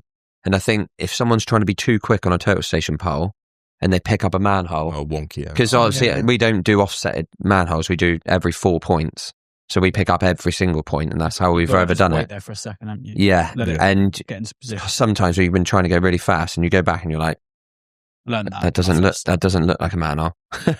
It's not square at all. I don't know which point is the start. But a triangle like that, trapeze. Yeah, just small adjustments like that. I don't think we need to make enormous adjustments. We need to just make things tweak a little bit. Yeah. I've been really looking forward to this. So the next part of this is the benchmark rant. Okay, I'm going to start with this as something that irritates me more than anything, and I've said it to everyone, right? Bipods, okay? When you carry a bipod, right, and it's up, okay? It's up. What do? You push the buttons and they go out, okay? So why when you've done it in that order, why would you then forget what order you've done and just pick the pole up? So the two that you put out are now longer than the pole, and it's wobbling, and they can't put it down because it's all out of shape.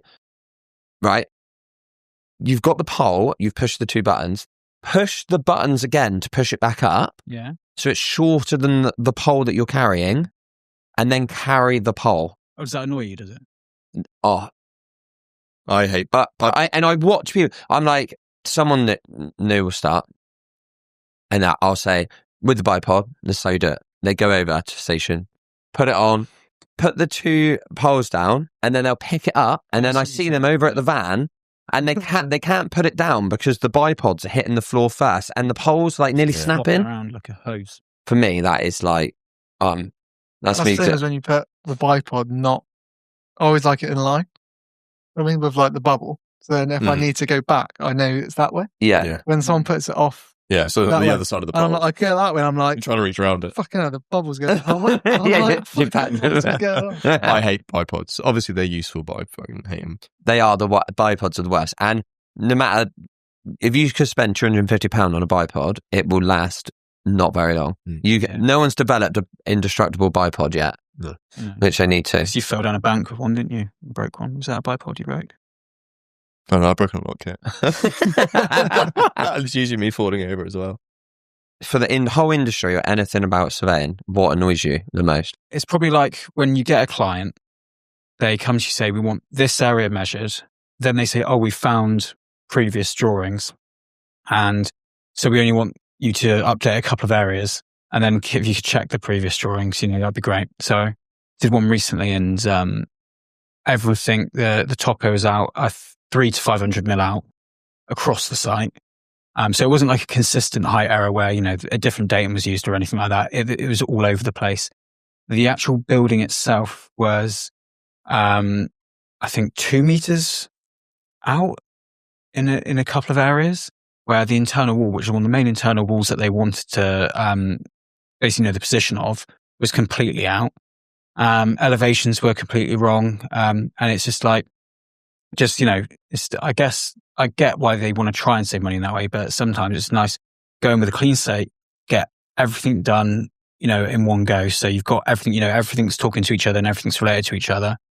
That really bugs me basically, because, you just want, clients just trying to cut. see their project. That's exactly what you are. Their project will be worth, say, £1 million.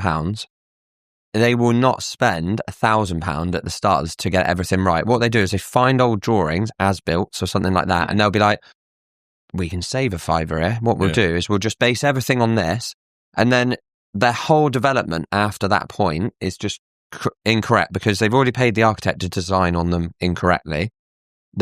Everything, all the drainage, everything like that has all been designed on incorrect drawings. Why don't they just realise how important the topo or a good topographic survey, it all starts from a good and sometimes survey. Between the 3 quotes that they get, choosing the cheapest one isn't the best move. No, because you're going to be getting the cheap. There are some companies that have that, they don't have the overheads, or they figured out, they're getting it at a good cost. But when it's like, I'll just pick that one because it's the cheapest, it's like, there's more than that now. I think you've got to have a better understanding of what the client is after and trying to build that relationship. But it's so frustrating. It's like, you lost out on this much money because these guys were cheaper. So it doesn't mean also the amount of different kit there is nowadays. Yeah. Like, not every company has 3D laser scanners, drones, the R12s and then whatever else. Yeah. So, what we can get from that red area that they've circled can be a lot more than what someone else can get, because they haven't got access to get into certain areas. Whereas, we could drone it. We could use the scanner to pick up those buildings or whatever. We lost one recently on a large site. I can't really say where it is, actually. I'm not allowed to say where it is. But the client requested M4P, so every blade of grass, to be covered with GPR and post-process around the whole site. So really tall buildings, you're going to have to be running positionally from GNSS, then you'll be going onto total stations, tracking that GPR all over it. And some of the areas were fields, open areas, huge. And the amount of data you'd have had to look through, and I said to the client, you do realise you could have some areas that could be at this scale, but why don't we, do we need it all the way around? Because the price is going to be massive. Okay. Give the price over. It is massive. Sorry. Another company's doing it. And I'm like, but is that company actually doing it? Because there's no real check on what they're doing. And we priced it to what they asked for, but I don't think whoever does it will not be, because they said we were 50% too expensive. 50.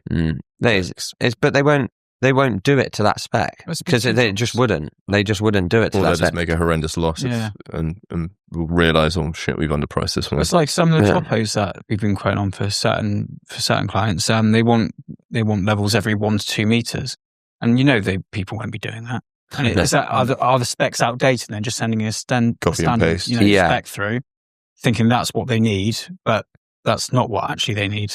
Yeah. So then we lose out on that because we've read the spec and actually gone to that. Yeah. So I don't know. A rant from you. I was gonna we haven't got enough time. I think. No, I was going to talk about LinkedIn, but I hate social media anyway. But sitting here thinking about it, I must say it's the general public when I'm out doing topos. please don't come and ask me questions because I'm not going to give you anything. And I can't stand it. You can feel it over your shoulder when you're setting up your instrument, sorting out your collimation. You just feel them there, just waiting to ask you, so what's this for then? And I can't say, none of your business, even though I want to. So you got to politely say, oh, it's, just for planning permission or something like that. But then it's the other question, it's like, so how does that work then? And I'm looking at the total station thinking, I'm not going to go through this. You had a good analogy. And what I think some kids asked you, I think you're talking about, it's like a big pencil. I'm drawing a map. He said it, the pencil. kid. Did he? Yeah, the kid. That's I was at awesome. school Yeah, and he said, what are you doing? And I said, I was doing a map. And he said, oh, that's a big pencil then. Yeah. And I was like, that's awesome. That's the best way I've ever heard it. Using that now. Yeah, I know. Yeah. I thought, I'm taking that.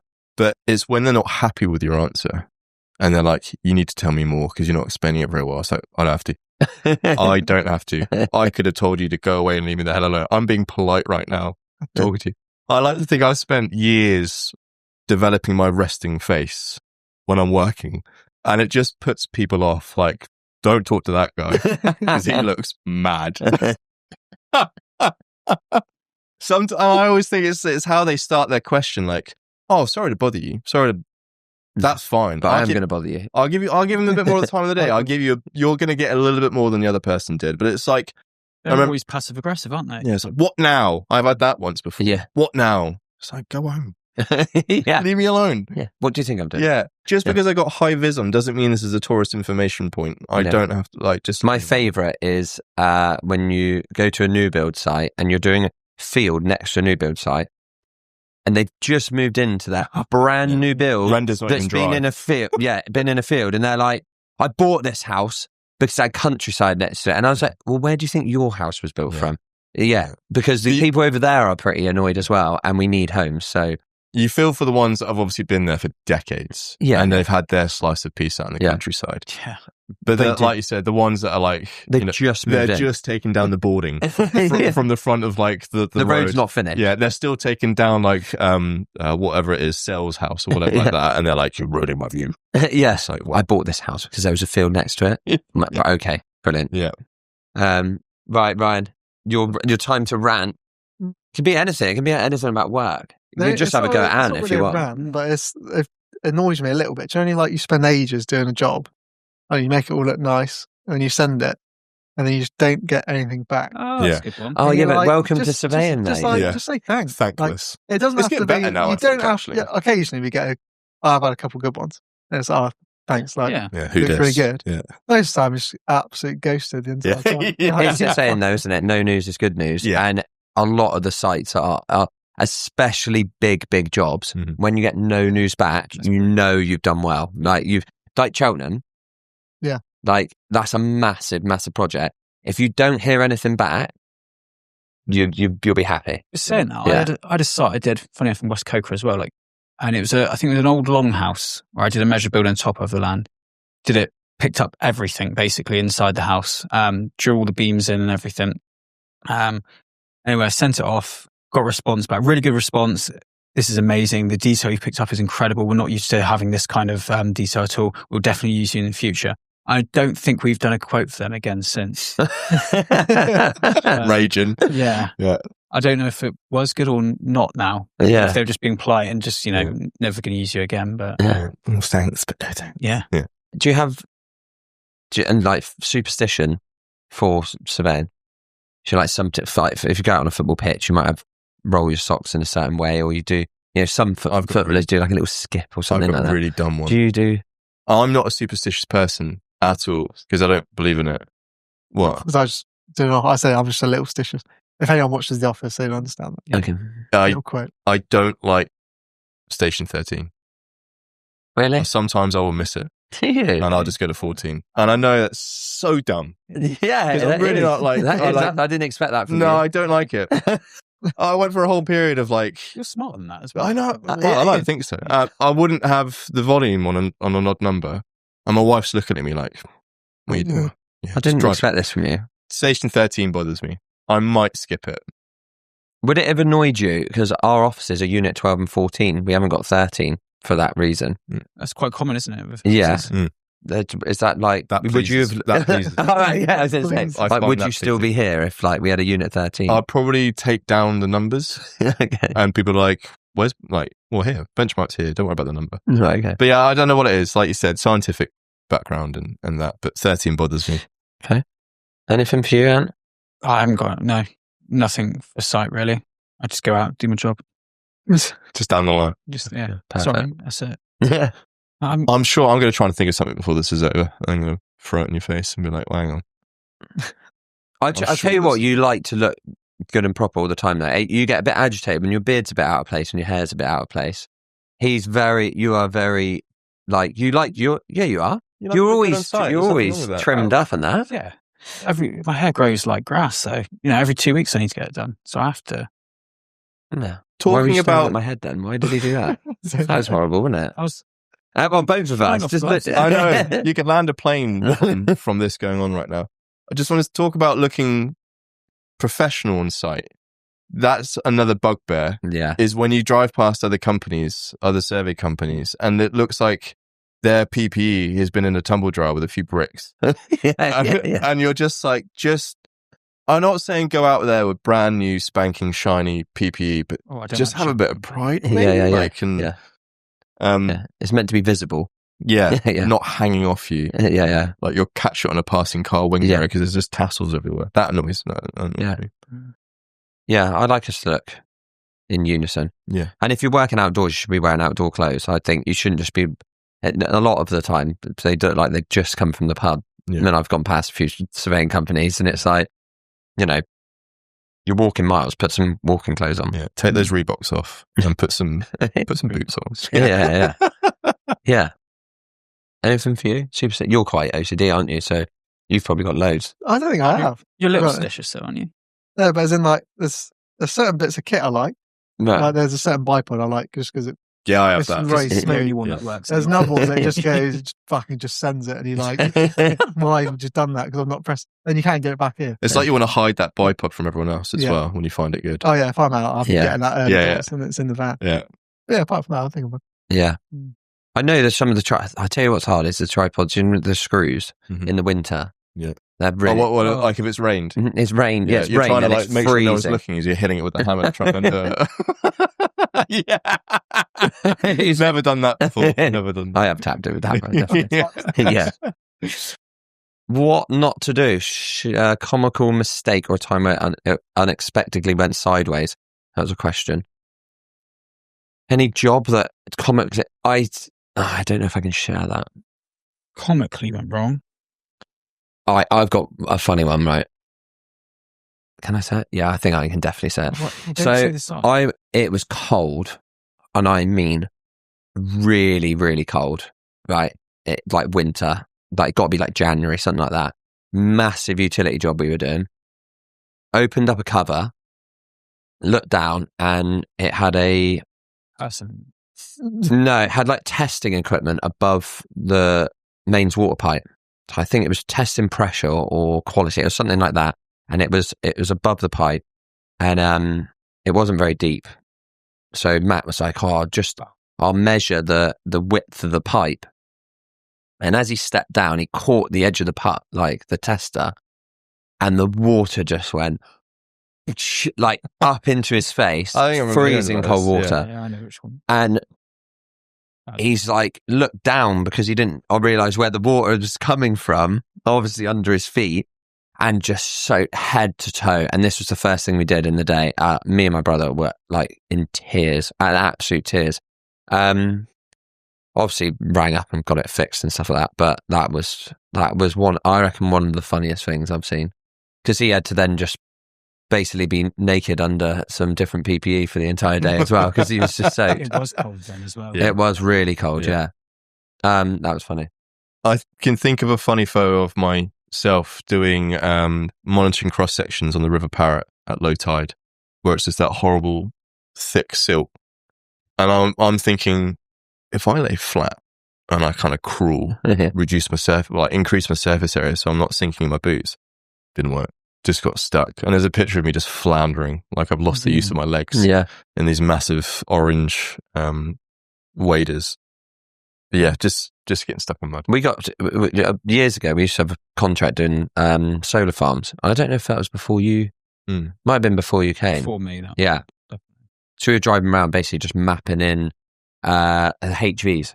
So no matter what, we just had a set price on on the distance. So it was based on like every 500 meters of cable, just because they would have joints, pits, and things like that.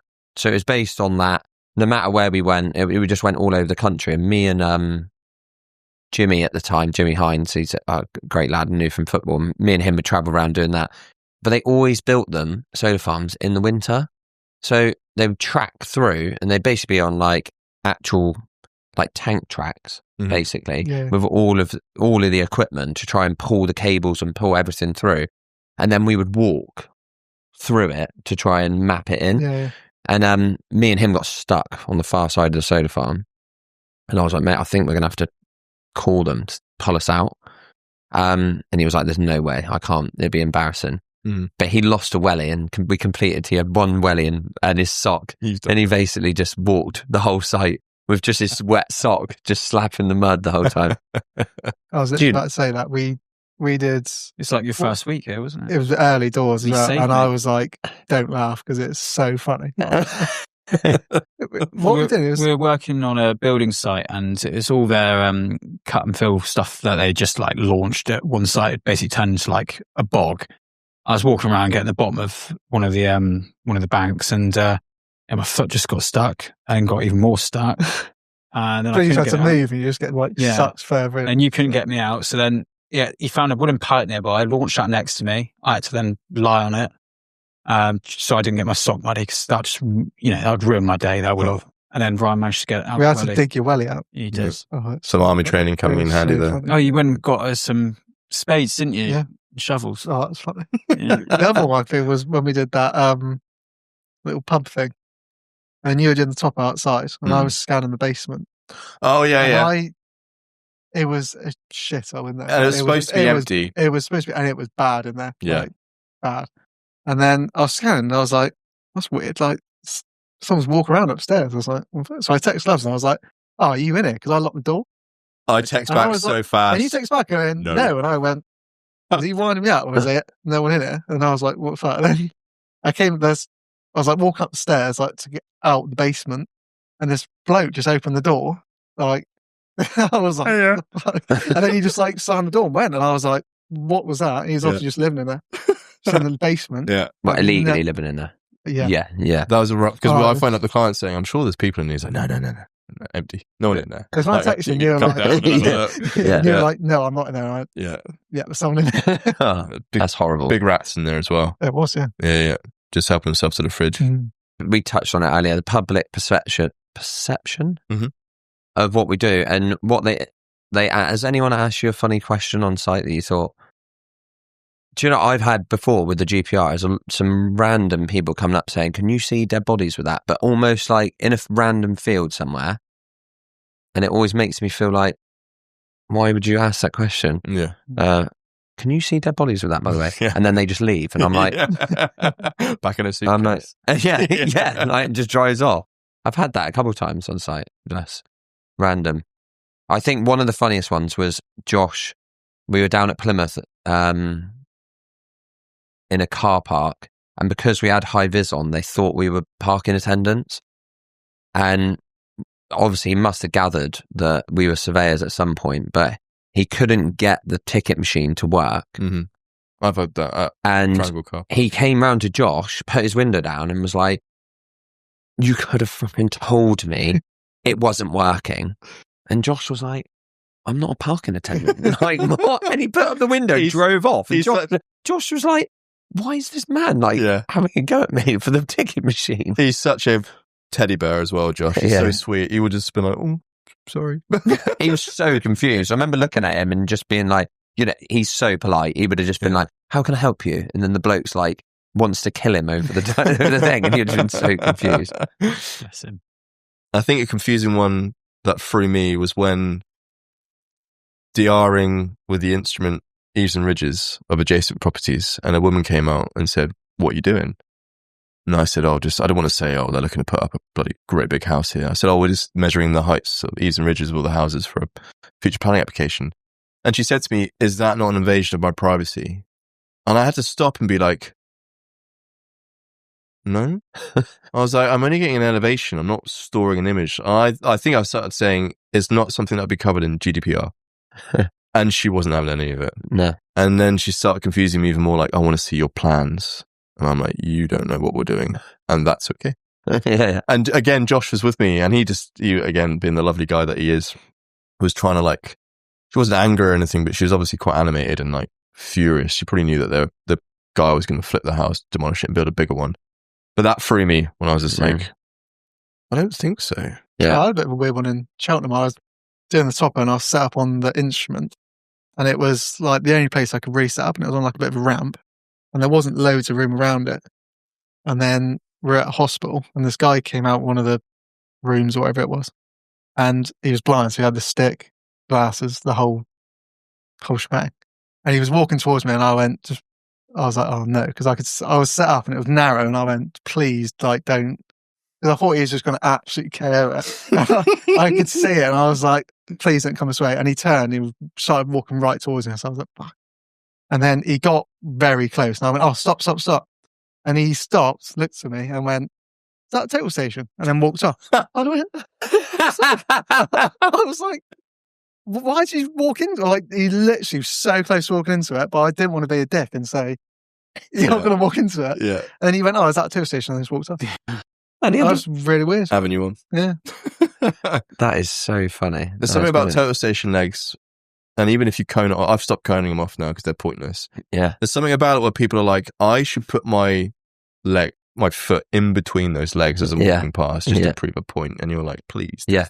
Or let their dog just sniff the leg and wee on it or something like that. Yeah. That is underneath it before. I've had that a few times, yeah. And you're trying to be like, oh, that's sweet. Yeah. Thinking, please, just get away from it. Yeah. I think that's it. Lovely.